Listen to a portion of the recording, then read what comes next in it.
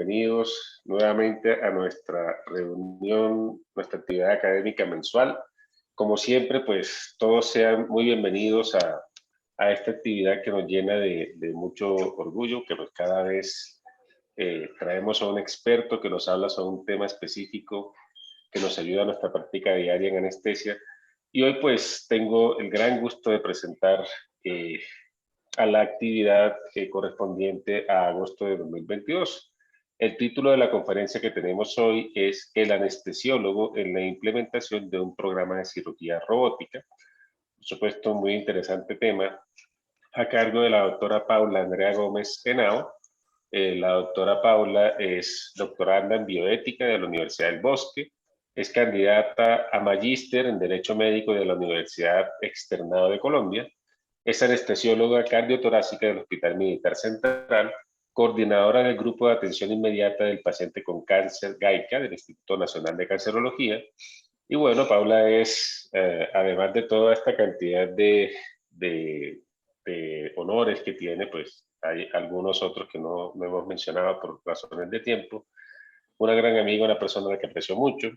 Así que, Paula, primero, pues muchas gracias por acompañarnos en esta noche, por darnos este espacio para recibir algo de esto que tú conoces mucho y que nos vas a transmitir.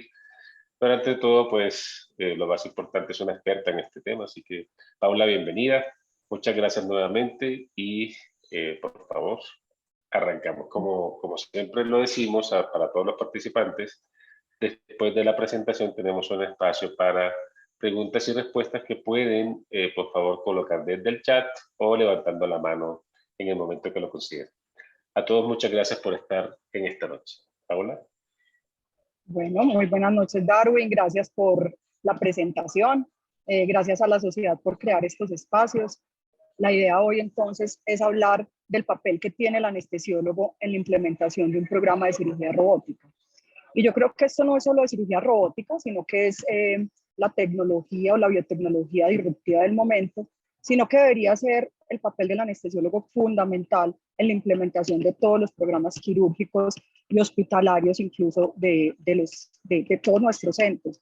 Más cuando ahorita con todo lo que tiene que ver con medicina perioperatoria, nosotros estamos recuperando el liderazgo que hace algún tiempo perdimos y que creo que es el papel que nos corresponde.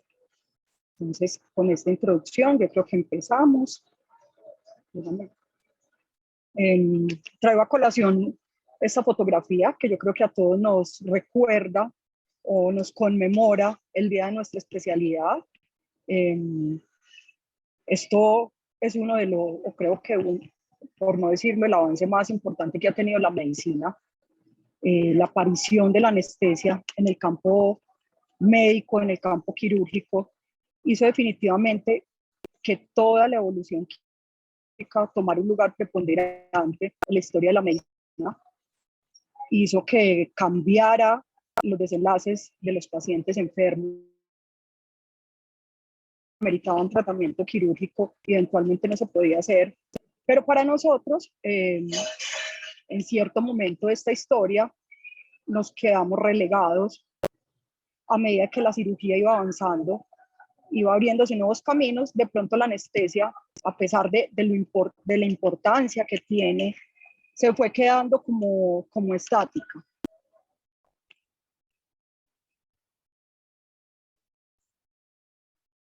Es gracias a eso entonces que aparece toda la evolución quirúrgica que ha venido pasando y luego de la revolución quirúrgica que hemos venido viendo a partir de más o menos 3 décadas, empieza de nuevo la revolución anestésica, la innovación anestésica, cobran de nuevo importancia muchos temas de monitoría, de desenlaces. El liderazgo del anestesiólogo vuelve a estar en la punta del iceberg de lo que significa un paciente en un perioperatorio o en cualquier programa quirúrgico. Y es así como llegamos a este punto, a volver a recobrar la importancia que tiene la especialidad en la implantación o la implementación de cualquier programa quirúrgico de cualquier institución. Entonces, cuando nos hablamos de cirugía robótica, en Colombia venimos hablando de cirugía robótica hace realmente poco, pero en el mundo ya llevan por lo menos más de 20 años. Es una innovación o una disrupción biotecnológica que inició, de hecho, con los cirujanos gastrointestinales, donde ellos a través del videoendoscopio empezaron a ver que los desenlaces de los pacientes y las técnicas de abordaje y de manejo de los pacientes, tanto diagnósticos como terapéuticos, podían cambiar, y empezaron a innovar al mismo tiempo que el desarrollo de muchas otras tecnologías como la cinematografía empezaron a confluir y a poder llegar al punto de la medicina o de las biotecnologías que tenemos ahora. ¿Por qué hay revolución quirúrgica entonces y por qué está cobrando cada vez más espacio este tipo de introducción de tecnologías y de acompañamiento de la inteligencia artificial en nuestra práctica diaria? Definitivamente, como hemos visto a lo largo de la historia, el error humano creo que es parte de la causa de miles de eventos adversos que tenemos día a día.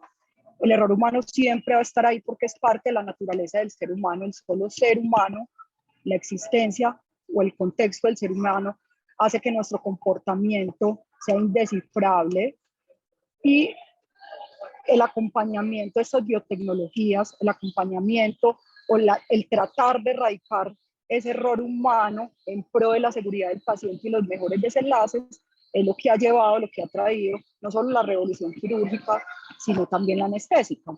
Y hablando de la parte quirúrgica, pues por supuesto hablamos muchísimo de todos los cambios que hemos visto a través de los últimos 20 años, cuando el gol estándar era la cirugía abierta y teníamos un grande recambio de líquidos, cuando veíamos que el consumo o la utilización de hemoderivados a gran escala pues salvaban vidas, sí, pero traía unos elementos posteriores que significaban más estancias prolongadas, más comorbilidades en los pacientes, a pesar de que estábamos lidiando o tratando de mantener con vida a ese paciente. Hablamos de los escenarios del trauma, por ejemplo, ¿sí?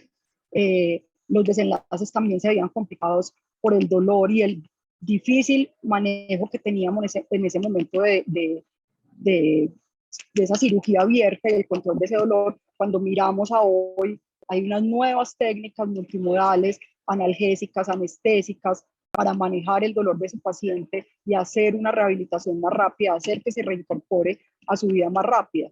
Y por supuesto, las complicaciones perioperatorias que teníamos alrededor de toda esa resucitación que teníamos, y hoy hablamos inclusive ya de términos como desresucitación, o sea que no es solamente la revolución quirúrgica, sino la revolución anestésica que ha venido avanzando de la mano de esta parte de la evolución quirúrgica, de la mano de esta parte de las técnicas mínimamente invasivas y de todos los beneficios que traen para los pacientes.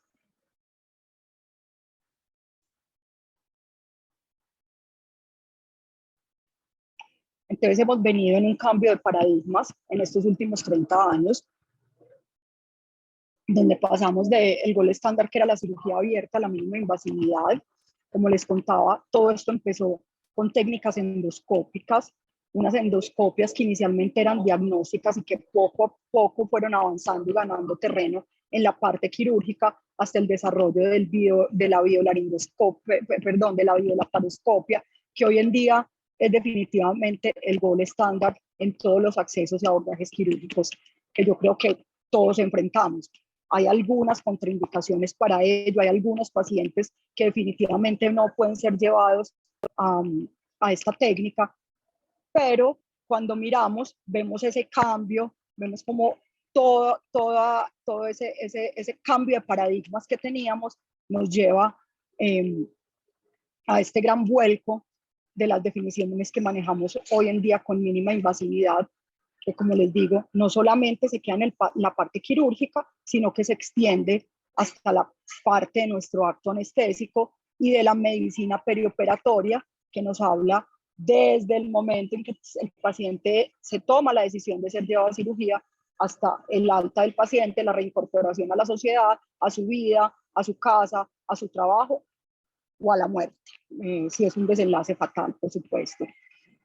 Otra de las cosas o de los grandes avances que inicialmente llevó a que tomara tanto tiempo tener ese vuelco fue la inminencia entrada del cambio en el manejo antibiótico, el cambio y la generación de nuevos hemostáticos y por supuesto la generación de nuevos anestésicos. En algún momento de esa historia, de esos 30 años, hizo que de pronto la diferencia entre la cirugía abierta y la cirugía mínimamente invasiva no fuera tan visible, pero a medida que fue pasando el tiempo, a medida de que de la mano fueron avanzando esas dos especialidades, la anestésica y la quirúrgica, ya se empezaron a ver los cambios y el paradigma quedó reevaluado y hoy nos enfrentamos a otros totalmente diferentes.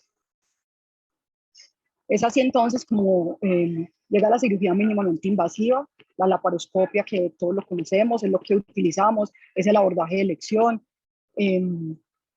pero de la mano, por supuesto, y la evolución, por decirlo así, de esa cirugía mínimamente invasiva y la laparoscopia, es el advenimiento de la cirugía robótica como una biotecnología que yo creo que va a ser imposible de parar, algo así, o sea, aunque nos negamos y nuestros sistemas de salud se siguen negando a ello, yo creo que esto es inevitable. Esto es más o menos como la historia que ha tenido la evolución de los celulares, pero llevado al campo médico, y creo que finalmente, en pro de la eliminación de ese error humano o debilidad humana, por decirlo así, porque muchas veces ni siquiera es el error, pero son las debilidades, de pronto las pocas habilidades humanas comparadas con una máquina, es lo que nos va a llevar a que esto definitivamente, no sé en cuánto tiempo, en muchos países ya se está convirtiendo en un gold estándar y es como lo que vemos hoy en día es el boom.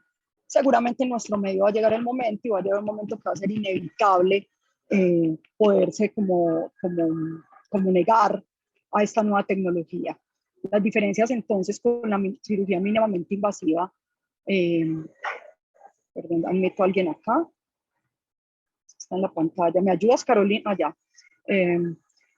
Es la telepresencia y es un término que hace algunos años para nosotros era, no sé, era del otro mundo, era como hablar del hombre en la luna, era como ver algunas series caricaturescas y pensar en que eso no iba a ser posible, pero pues definitivamente cuando hablamos de telepresencia, hablamos de eso.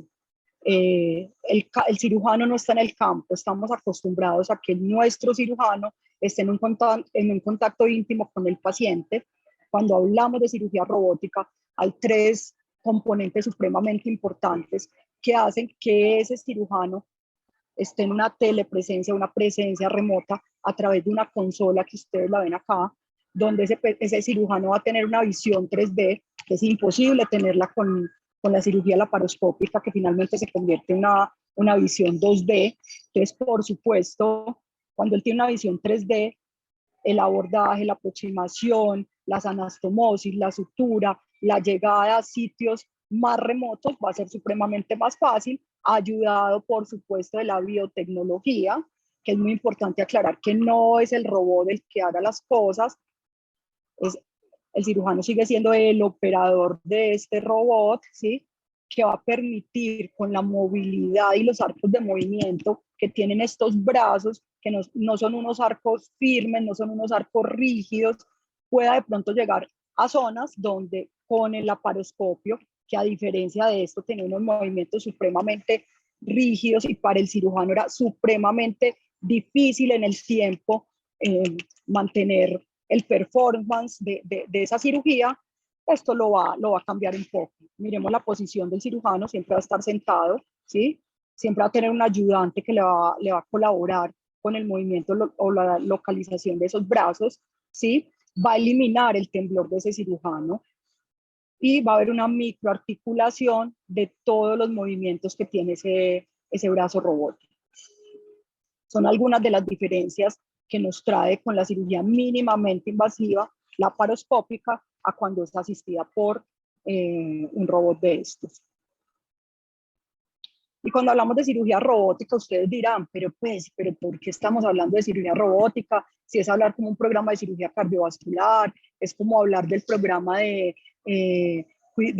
neurocirugía que se va a montar, donde van a meter de pronto el neuronavegador. No, la cirugía robótica, al ser una tecnología disruptiva, por su misma definición, viene como a acabar o a catapultar lo que uno trae, porque es disruptiva en el mercado, porque es disruptiva en su funcionamiento, porque es disruptiva en resultados, pero es difícil integrarlo cuando ninguno de los actores del sistema de salud, y hablamos especialmente en nuestro sistema de salud, conoce a lo que va o lo que es o lo que implica, lo que hay más allá. Entonces viene a colación esta parábola de los ciegos y el elefante, donde nunca han visto un elefante y simplemente empiezan a tocar el elefante y hacen una descripción cada uno desde la parte que tocan. Por supuesto, todas las descripciones van a ser diferentes. Y es más o menos lo que pasa con la implementación de estos programas cuando no se hace de la manera correcta o como no se hace o cuando no se hace a manera de política institucional, inclusive nacional, hablando de la implementación en los sistemas de salud que tenemos y muy específicamente en el nuestro. Entonces, la cirugía robótica en el mundo se convierte en un fenómeno, por supuesto, quirúrgico, porque es totalmente de nuestra área, es social, porque impacta a la gente, impacta las expectativas de la gente. Lo que espera la gente, lo que busca la gente es diferente que cuando usted le ofrece una cirugía laparoscópica abierta. Y, por supuesto, es un paradigma o es un fenómeno que rompe la organización de los sistemas o de lo que estamos acostumbrados y empezamos a hablar desde política pública hasta las políticas institucionales de nuestros centros. Como les decía y como lo mencionaba con la parábola, cada actor definitivamente lo ve desde su punto de vista. Hay retractores, hay pros y hay contras. Cuando lo miramos desde el lado económico, por supuesto, para los hospitales puede ser algo costoso, pero si lo miras desde la parte quirúrgica y lo enfocas desde el modelo que debe ser, de pronto uno puede demostrar que ese valor agregado que se le va a dar a la implementación de un programa de estos vale la pena para esa parte económica y por supuesto lo más importante es enfocarle en los beneficios que va a tener ese paciente sopesado con los riesgos que enfrentaría. Bueno, como les decía, es una innovación totalmente disruptiva, viene a catapultar lo que teníamos antes, viene a cambiarnos el chip y los médicos somos especialmente sensibles y vulnerables cuando nos quieren cambiar el chip, porque creo que para nosotros no hay nada más difícil que desaprender. Pero pues es lo que viene y viene aquí en adelante porque creo que la inteligencia artificial llegó y llegó para quedarse y parte de la introducción de estas biotecnologías es parte de esa formación a la que nos tenemos que ir acostumbrando. Habrá un nuevo mercado, habrá una nueva red de valor diferente a lo que venimos acostumbrados y vamos a disrupcionar todo lo antiguo, así como cuando la laparoscopia se convirtió en el gold estándar y catapultó la cirugía abierta. Yo creo que hoy en día todos cuando nos enfrentamos a cirugía abierta, o sea, nos cambia el manejo y la expectativa y la perspectiva de lo que vamos a enfrentar. Creo que va a pasar exactamente lo mismo. Y creo que lo vemos de igual manera en los quirúrgicos. Hoy yo creo que cuando miramos y nos dicen que es que el cirujano va a operar abierto, pues queremos saber si es millennial o no, porque seguramente ni siquiera sabe operar abierto. Es importante que entendamos que esto no es solo un movimiento, un boom. En la OMS, desde el 2012, se creó la ETESA, que es quien evalúa las nuevas tecnologías para todos los sistemas de salud y hace ciertas recomendaciones partiendo de la aplicabilidad de esa biotecnología. Es la que integra los conceptos y los principios de tecnologías sanitarias a los sistemas de salud, con el fin de un fin común para todos, que es dar universalidad, es dar accesibilidad y equidad en todos los sistemas de salud. Porque cuando miramos, y no nos tenemos que ir muy lejos, cuando miramos en Bogotá, entonces los pacientes con cáncer de próstata se pueden operar en la Santa Fe perfectamente con su robot, pero si ese paciente llega a Kennedy, seguramente no se le va a ofrecer lo mismo, ¿sí?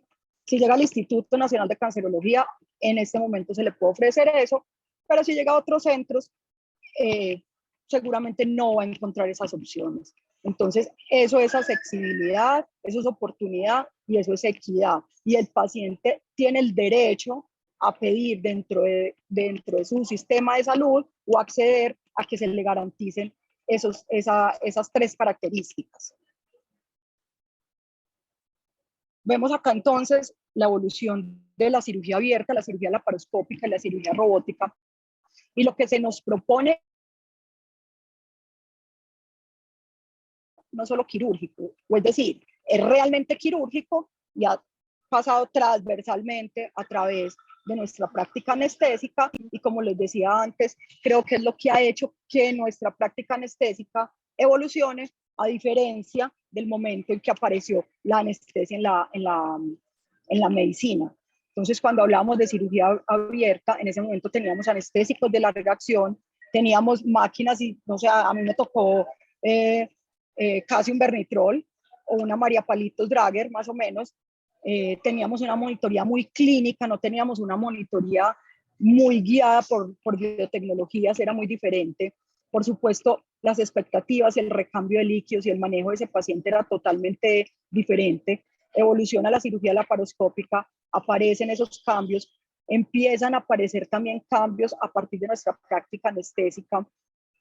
Obviamente somos vulnerables en ese momento y la invasividad y otras cosas pues todavía nos dan un poco de temor y llega la cirugía robótica a rematarnos, pero al mismo tiempo con el desarrollo de esa cirugía robótica aparecen para nosotros muchísimas nuevas cosas, mejores técnicas anestésicas, tenemos monitoría farmacodinámica todo el tiempo, tenemos monitoría cerebral y nociceptiva, hay monitoría hemodinámica mínimamente invasiva, totalmente alineada con lo que significa la innovación o la irrupción con una técnica mínimamente invasiva, si el paciente así lo permite, porque esto no, por supuesto, no es para todo el mundo. Entonces, se optimiza esa recuperación del paciente, su rehabilitación, la incorporación social y, por supuesto, al incorporarse social y laboralmente ese paciente para un sistema de salud y un sistema en general económico, eso significa menos gastos, que es como debería ser visto. Por supuesto, aparecen nuevos retos para nosotros a lo largo de toda la historia, y vuelve y juega y empezamos a mirar cuáles eran los retos en la cirugía abierta, cuáles eran los retos en la cirugía laparoscópica, y miramos cómo son esos retos ahorita en la cirugía robótica. Y vuelve y nos preguntamos, pero ¿cuáles retos si la cirugía es igual? Por supuesto que sí, porque hay una biotecnología que va a interactuar con ese paciente, que va a ser, antes la relación médico-paciente era el médico, el paciente. Ahorita hay una biotecnología de por medio y eso, inclusive bioéticamente, cambia toda la perspectiva que tenemos. Y los retos suenan un poco chistosos porque suena como a integración, porque entonces tenemos que empezar a hablar de una comunicación más fluida, ¿sí? Entre los equipos, cosa que se ha venido perdiendo en el tiempo y creo que es mucha de los eventos adversos y de las complicaciones que tenemos hoy en día. Tenemos que empezar a hablar de los accesos y de los accesos remotos a ese paciente, porque hay una máquina de un robot que nos está impidiendo llegar directamente donde nosotros queremos llegar.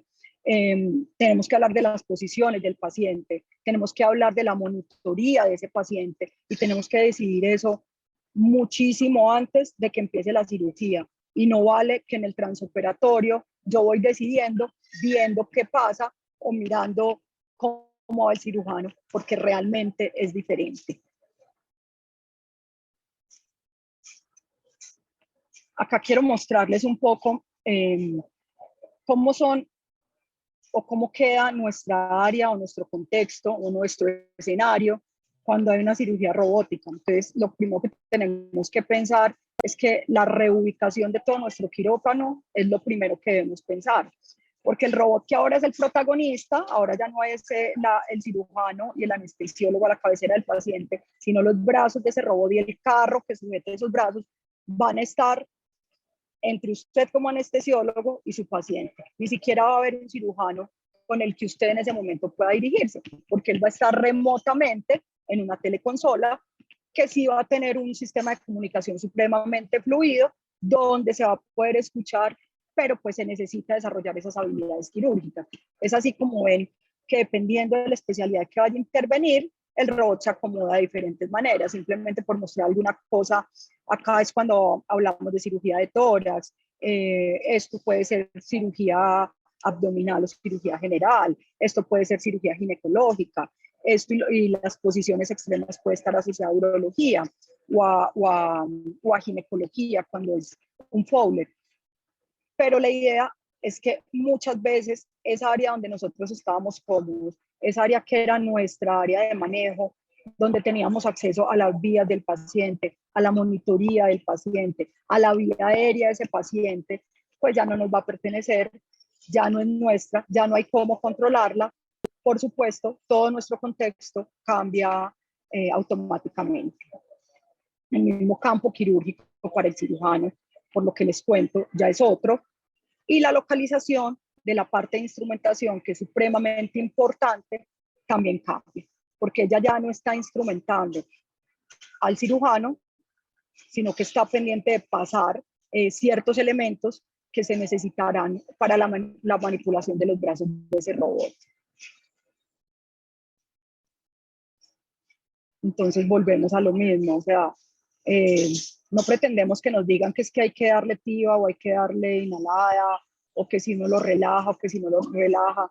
Creo que finalmente eso es lo superfluo de nuestra especialidad.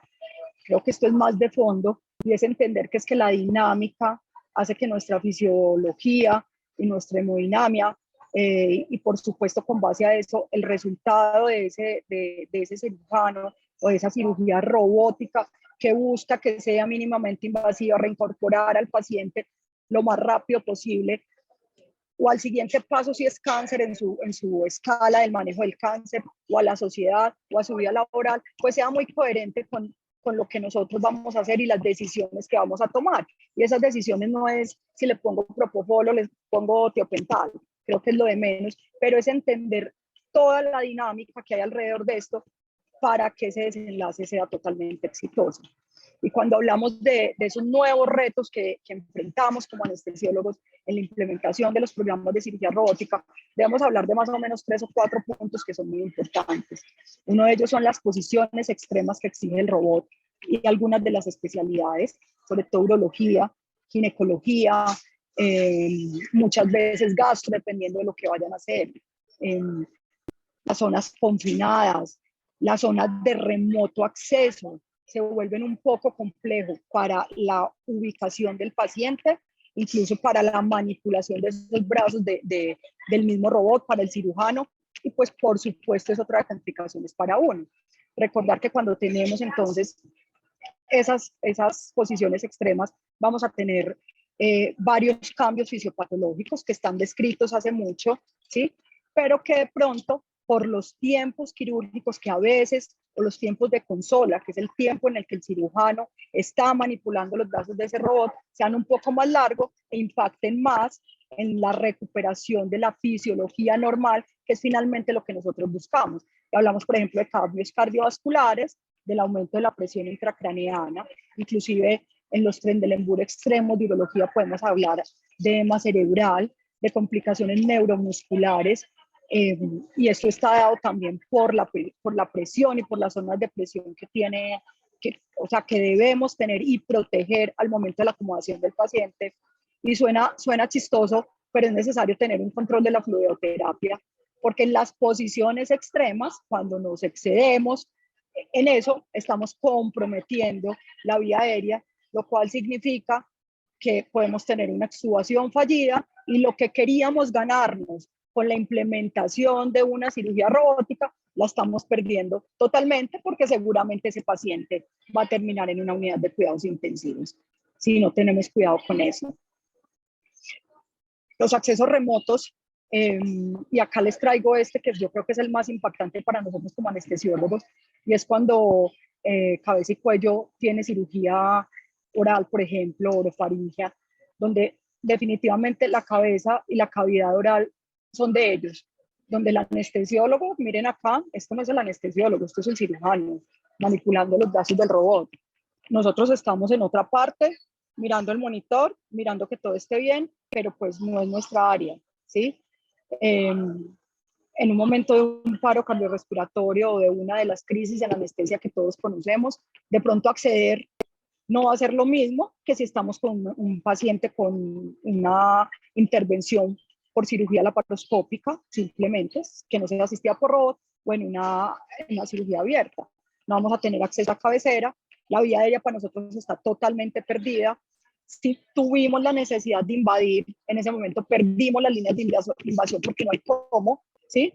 Y perdimos una cosa muy importante en este tipo de cirugías, que es el control de la cara y el cuello, para poder predecir una extubación exitosa luego del tiempo quirúrgico que ellos requieran. Otra cosa importante en otro tipo de cirugía robótica es la necesidad de neumoperitoneo, que son generalmente mayores de 12 milímetros de mercurio, sobre todo cuando los grupos están empezando a hacer la curva, o muchas veces en ginecología, dependiendo de qué tanto Fowler requieran, pues es directamente proporcional a la necesidad de neumoperitoneo que ellos necesiten, porque pues seguramente no va a ser cómodo, no van a poder acceder donde ellos necesitan acceder. Por supuesto, todos ya sabemos los cambios cardiovasculares que trae, muchas veces la hipercardia o el enfisema subcutáneo asociado a esto, y la hipoperfusión visceral si no tenemos buenas presiones de perfusión, y esto nos está ganando. Tiempos quirúrgicos prolongados, como les decía, cuando los grupos están haciendo las curvas, lo que uno ve es que generalmente es un poco más largo que las cirugías abiertas y mucho más largas que las cirugías simplemente laparoscópicas, pero pues como todo en medicina requiere un tiempo, pero tener en cuenta que esos tiempos quirúrgicos prolongados tienen unas cosas asociadas, unos eventos más susceptibles de que pasen, como la hipotermia, el aumento de la trombosis venosa profunda, y en ciertas posiciones, sobre todo cuando el paciente tiene Trendelenburg extremo, como en urología, hay una patología o hay algo muy asociado a esto que se llama la neuropatía óptica isquémica, que está íntimamente relacionado con la posición extrema de Trendelenburg, mayor de 30 grados generalmente, y con ese tiempo quirúrgico prolongado, por lo cual hay que estar muy pendiente de eso. Como les contaba, con todo eso que estamos viendo, la implementación de estos programas de cirugía robótica hace que los programas o los grupos quirúrgicos tengan cierto entrenamiento. Hoy en día ese entrenamiento no lo da una universidad, no lo da un centro, generalmente lo dan los centros que manejan los robots. O sea, no hay una certificación que a ti te diga, venga, este se graduó de cirujano robótico, ¿sí?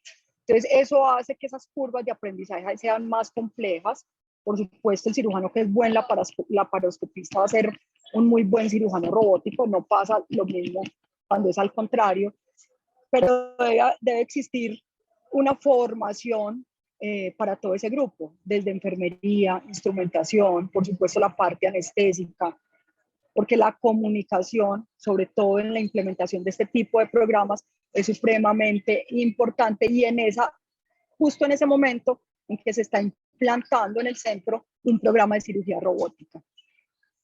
Y cuando hablamos de comunicación, hablamos de un término que yo creo que hace algún tiempo empezamos a escuchar, que es el briefing de la cirugía, es el planteamiento de esa cirugía, es hablar con eco, como se hace en los quirófanos de cirugía cardiovascular, y que todo el mundo sepa cuáles son los riesgos que tiene ese paciente, qué posición va a estar, cuál es la sangre que tiene confirmada, de qué lado es la cirugía.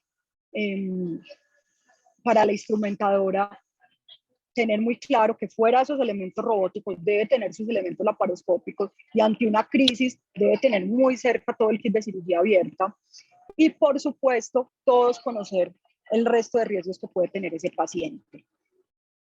Todos debemos estar alineados en los tiempos de consola y en los límites de esos tiempos de consola, ¿sí? Porque cuando los grupos están en formación, esto se pasa fácilmente, y ya está comprobado que en cirugía robótica esto crea más problemas, más comorbilidades, y estamos perdiendo ese plus o ese boom de la cirugía mínimamente invasiva cuando hablamos de resultados. Entonces debemos hablar de tiempos de consola de 200 minutos y tiempos quirúrgicos menores de 6 horas, con listas de chequeo que deben ser implementadas cada cierto tiempo para nosotros, a través de nuestro acto anestésico, estar verificando esos puntos claves por los cuales ya pasamos, que es entonces mirar cómo está el cuello, mirar cómo está la cara, para poder predecir si yo voy a extubar o no voy a poder extubar a ese paciente, mirar cómo están las zonas de presión o cómo están los plejos o cómo quedaron en la acomodación de ese paciente. El sangrado muchas veces es muy insidioso y como es cirugía mínimamente invasiva, uno se queda muy tranquilo y tiende muchas veces a subestimarlo cuando de pronto está un poco más allá. Se han ideado entonces por seguridad listas de chequeo o un time out para saber qué es lo que está pasando y de pronto llamar la atención de todo el grupo y mirar de cierto tiempo, después de cierto tiempo, cuál es la decisión a tomar. O seguimos en cirugía robótica y nos damos un tiempo, o definitivamente convertimos, o paramos, o hacemos cirugía abierta, pero sí es importante que sepamos que debe haber un tiempo de que no podemos tolerar más posición extrema a 30 grados, más edema de vía aérea manifestado por el edema que tiene la cara o por el edema que tiene el cuello, o inclusive estar chequeando la temperatura, las zonas de presión, como les digo, la presencia de hipercarbia, hipocardia, ¿sí? Y estar muy atentos y en comunicación fluida con nuestro cirujano. Entonces, volvemos a lo mismo, cuáles son esos puntos gatillo, esos puntos clave. La posición del paciente, muy asociada, ojo con esto, a la fluidoterapia que estamos administrando, las horas de esa posición que está dada por el tiempo y en ese tiempo mirar el control que requiere la presencia no hipotermia, el sangrado si es masivo o no es masivo, que esté normocápnico, que haya presiones de perfusión adecuadas, la presencia del neumoperitoneo, la cantidad de ese neumoperitoneo y la relajación muscular profunda. Es importante por la misma, inclusive hablamos hasta de neuroprotección de ese paciente y lo que puede pasar con un robot, que no es lo mismo decirle al cirujano que pare, que cuando los brazos del robot están trabajando, que trabajan de manera intuitiva y el daño puede ser, imagínense, fatal, catastrófico. Por supuesto, las nuevas tecnologías y las biotecnologías introducen eventos adversos nuevos para todos. Y por supuesto, la cirugía robótica o el robot no se escapa de esto. Esto es un estudio, un análisis que hizo la FDA a 14 años, creo que es del 2014, donde muestra que los principales daños producidos por el robot como tal, o sea, la máquina o la biotecnología, son la muerte, el daño por alguna razón, y daño puede ser daño del equipo, no pues no daño al paciente, sino daño al equipo, y la conversión a una cirugía abierta, ¿sí? Ginecología y urología tienen las mayores tasas, pero pues también, como ustedes ven, tienen el mayor número de casos o la mayor adopción de la tecnología, y definitivamente cabeza y cuello, tórax y cirugía cardiovascular, como son espacios más confinados, dentro de ese universo de ellos, son como los que más visibilidad de las complicaciones tienen.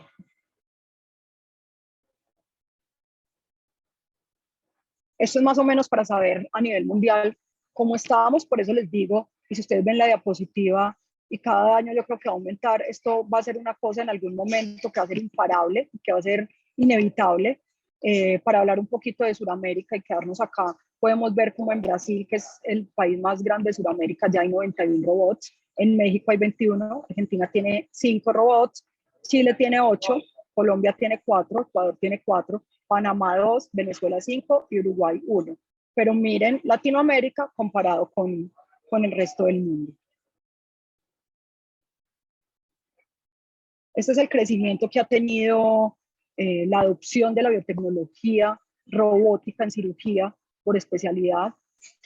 Y ustedes pueden ver que la adopción inicialmente, pues urología llevaba la parada con ginecología. Ginecología luego del LAC bajó un poco, pero a pesar de eso se ha mantenido. Y miren cómo cirugía general ha ganado muchísimo terreno en la adopción de la tecnología y en el manejo quirúrgico de todas las enfermedades tratables quirúrgicamente, pero pues a través de la asistencia por cirugía robótica. Esto es a nivel mundial, que es muy parecido al comportamiento que venimos describiendo. Miren cómo urología definitivamente es el rey, le sigue ginecología a pesar del lag, y miren el crecimiento que ha tenido cirugía general a través del tiempo, cada vez hacen más procedimientos, otros son cabeza y cuello, inclusive cirugía pediátrica ya lo adoptó también, cirugía cardiovascular también se realiza, tórax por supuesto está ahí metido, microcirugía, entonces el escenario que tiene yo creo que el robot es supremamente aplicable a todo el área quirúrgica, como podemos darnos cuenta. En Colombia tenemos el programa de Marley, de la Fundación Santa Fe, de la Clínica Chayo y del Instituto Nacional de Cancerología. Acá más o menos ven el número de cirugías realizadas desde la introducción de la tecnología en el país y obviamente cada vez creciendo más. El comportamiento de la cirugía robótica en Colombia muy parecido a como viene en el mundo. Vemos como urología sigue siendo quien más lo adopta, ginecología, cirugía general, cirugía de tórax, cabeza y cuello y cirugía cardiovascular. Acá podemos ver en esta torta cómo se reparte mejor y se visualiza mejor la adopción por servicios de la tecnología. El cáncer es un escenario especial para el robot, donde yo creo que tiene sus mayores ventajas, y esto es simplemente para mostrarles el crecimiento de cáncer en Colombia hasta el 2020 y cómo ha sido o ha venido siendo manejado, dependiendo del cáncer, la adopción de la tecnología en el tratamiento de esto. Ustedes pueden ver de igual manera como urología con la prostatectomía por robot sigue siendo el más importante, colorectal. Miren, toda la parte gastrointestinal cada vez gana más terreno y por supuesto la parte torácica. No podemos olvidarnos que esto es una biotecnología, esto vino, digámoslo, a entrometerse, por decirlo de alguna manera, entre el médico y el paciente. Esto hizo que la relación médico-paciente cambiara. Entonces tienes unos abordajes bioéticos supremamente importantes que todos debemos tener en cuenta. Como lo dije al principio de la charla, debemos pensar en la accesibilidad y en la equidad para todos. Y esto debería ser una adopción de política pública y política nacional, simplemente por oportunidad, equidad, universalidad del sistema. La parte de la certificación todavía queda en el aire y la definición de cuántos tiempos, cuántas cirugías necesito yo para certificarme como un experto en cirugía robótica y garantizarle a ese paciente o a esa contraparte éxito y seguridad en lo que voy a hacer. Cómo se llena un consentimiento informado cuando una biotecnología de estas se utiliza. ¿Quién responde cuando sucede un daño al equipo o daño por el equipo? ¿Sí? Y la parte de la relación médico-paciente que queda totalmente intervenida por una biotecnología. Entonces son cosas que deben quedar en el tintero, son cosas en las que hay que trabajar y que es maravilloso adaptarla, maravilloso tenerla, pero esto pues, no lo podemos dejar aparte ni hacerlo invisible. Con esto termino y pues no quiero dejar la charla sin invitarlos al Congreso de la Sociedad Cundinamarquesa de este año, donde de nuevo hablamos de la importancia de la inteligencia artificial y la intervención que tiene nuestro acto anestésico día tras día y el terreno que va a ir ganando. Entonces quedan totalmente todos invitados. Los invitamos desde la sociedad a vivir una experiencia totalmente diferente, totalmente disruptiva, así como el robot, y esperamos que nos acompañen y que no se pierdan esto. Muchas gracias a todos y quedo atenta a cualquier pregunta o inquietud. Bueno, doctora Paula, nuevamente muchísimas gracias por su excelente presentación. Creo que has tocado pues, aspectos muy importantes del papel nuestro como anestesiólogos en la medicina preoperatoria de cirugía robótica y como aquellos aspectos que son más importantes para su correcta implementación. Quiero pues reiterar antes de pasar a las preguntas la invitación también de parte de la Junta Directiva, de la cual pues es parte de la sociedad para nuestro congreso. Estamos seguros que va a ser un excelente congreso con no solamente su actividad académica, sino con otras actividades que les van a gustar mucho dentro del marco del congreso. Bueno, hoy recibimos varias preguntas por el chat interno. La primera de las preguntas es una cirugía de la parte clínica, doctora Paula. Pregunta, ¿usted utiliza relajación neuromuscular continua en la cirugía robótica? Definitivamente sí. Relajación muscular continua con monitoreo, que es lo ideal. Eh, Creo que pues no solamente por lo que implica que un paciente de estos se mueva asociado a un hemoperitoneo, al movimiento de unos brazos que son realmente grandes, ¿sí? Cuando están en el abdomen, con unos movimientos y un arco de movimientos totalmente amplio, y pues la neuroprotección creo que es fundamental. Entonces sí, infusión de cualquier relajante muscular. Bueno, muchas gracias. Sí, también nos preguntan, ¿de qué forma puede lograrse que los pacientes dentro de nuestro sistema de salud sean aprobados en una mayor frecuencia de lo que actualmente se da para cirugía robótica? ¿Usted considera que hay alguna estrategia que se puede implementar? Bueno, yo sé que hay un proyecto que busca en este momento, hace como 2 años, incorporar esto al sistema, ¿sí? Y es por el lado del acceso a la cirugía mínimamente invasiva y ponerlo por ahí. El Instituto Nacional de Cancerología, cuando lo implementó, siendo una S, que ustedes saben que es una S que representa al Ministerio de Salud, de hecho lo implementó como paquete y lo implementó de esa manera, como cirugía mínimamente invasiva, laparoscópica, pero cobra el paquete diferente. Sé que hay un proyecto de ley en el cual ya se está trabajando para que esto de verdad quede con accesibilidad, oportunidad y universalidad dentro de todo el plan integral de salud que tiene nuestro sistema, que debería ser lo justo, por supuesto. Sí, porque la equidad dentro de la salud pues debería ser lo que, digamos, lo que garantiza los sistemas de salud, pero lastimosamente pues, sabemos que no es tan del todo así. Y teniendo en cuenta esto, hay una pregunta pues muy relacionada. ¿Existen hoy cirugías en las que, digamos, siempre la cirugía robótica sea autorizada, procedimientos, digamos, de algún tipo, en los que se ha demostrado que el resultado es mejor? Si uno va a la literatura, todo lo que hay en este momento dice que sí, sobre todo, por ejemplo, en neurología. Lo que pasa es que hay un metaanálisis, urología que es la que lleva la delantera en todo esto, y que inicialmente se empezó a vender eh, como menos problemas luego de erección y estas cosas. El metaanálisis demostró que tanto la paroscópica como robótica, en ese aspecto no hay tanta diferencia. De pronto hay diferencia en el sangrado y en el dolor, que es lo que generalmente muestra el robot cuando se compara con la laparoscopia. Lo otro es que, pues recordemos que es que el acceso prostético para los cirujanos por su localización es un poco compleja. Yo creo que para ellos, hablando desde el lado de ellos, pues esto yo creo que es más fácil.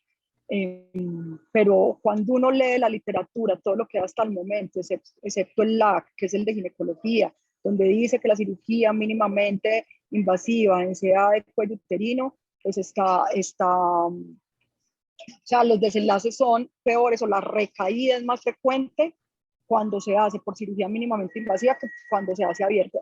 Eso en realidad es lo único fuerte que hay cuando uno busca este tipo de desenlaces o cuando compara cirugía mínimamente invasiva, en este caso con abierta, porque esta pues sería la laparoscópica robótica.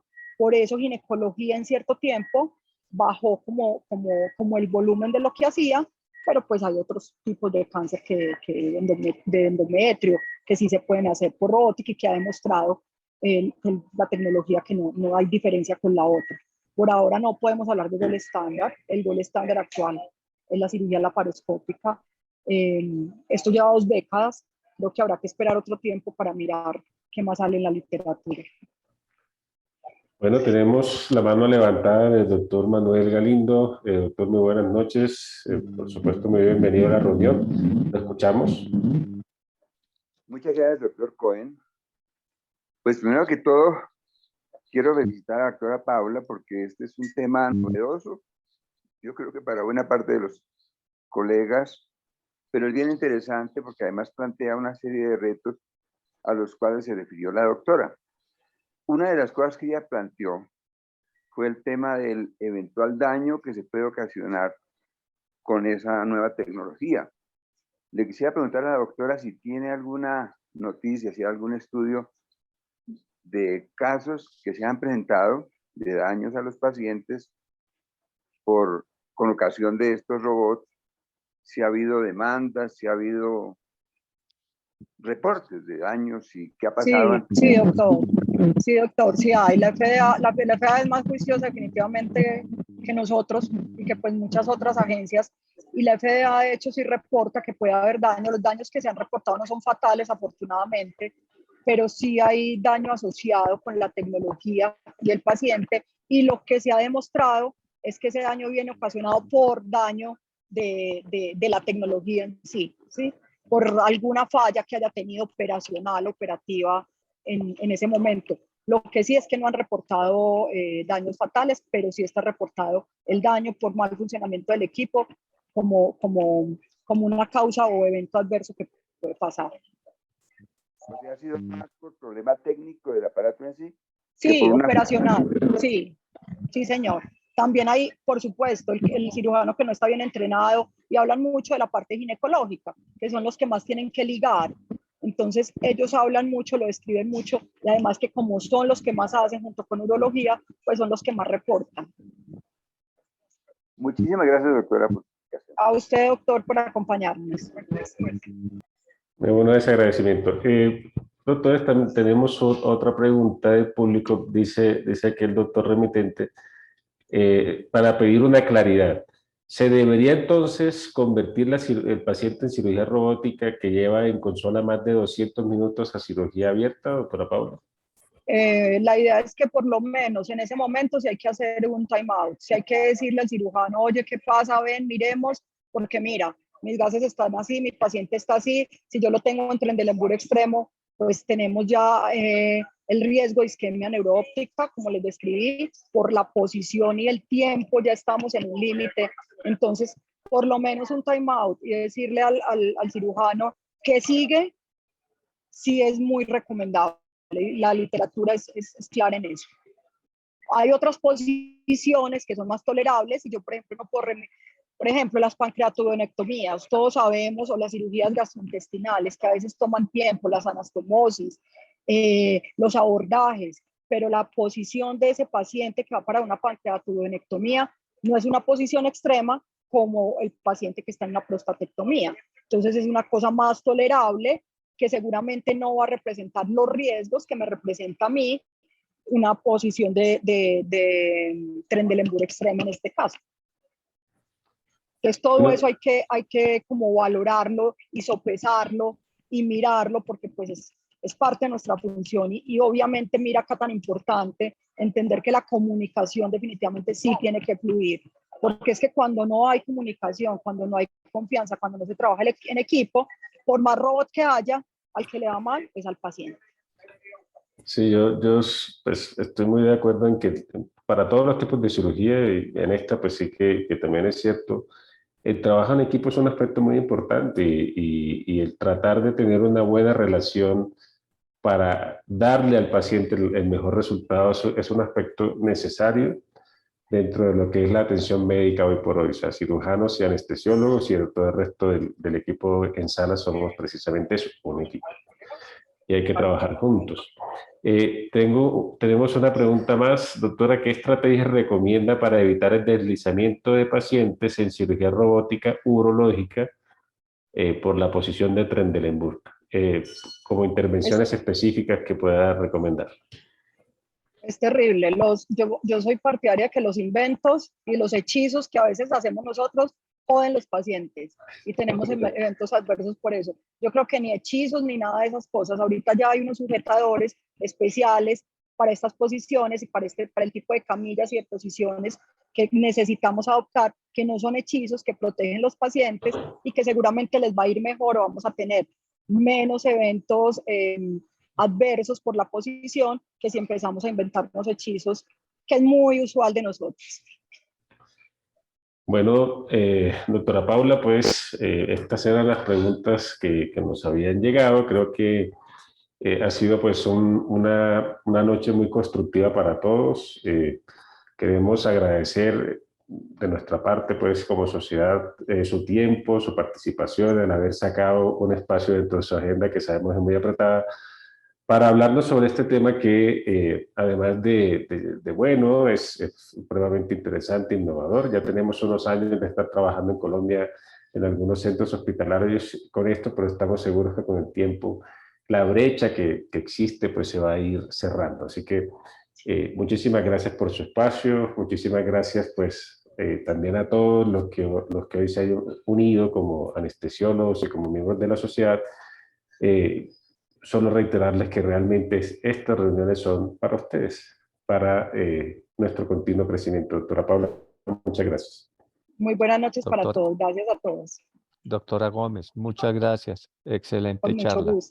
Con mucho gusto, doctor Restrepo, con todo el gusto para todos. No, agradecido con usted por la charla para todos los asociados y no asociados que se unieron. Claro que sí. Los esperamos en el Congreso, una Sí, experiencia sí. diferente, se los Eso sí. garantizamos. Eso sí, acuérdense que llevamos 2 años de no vernos las caras Sí. y pues esta es la oportunidad de volvernos a ver las caras, de sonreírnos, de juntarnos otra vez. Entonces, aprovechemos, por favor. De conversar y Gracias. compartir, doctora, así que Sí, conversar muy y de acuerdo. compartir. Sí, señor. Muchas Sí. gracias a todos. Entonces, nos despedimos. Muy buenas noches y Buenas nos noches. vemos prontamente en nuestra nueva reunión académica mensual. Muchas gracias a todos. Que descansen. Chao. Chao. Gracias. Gracias, doctor.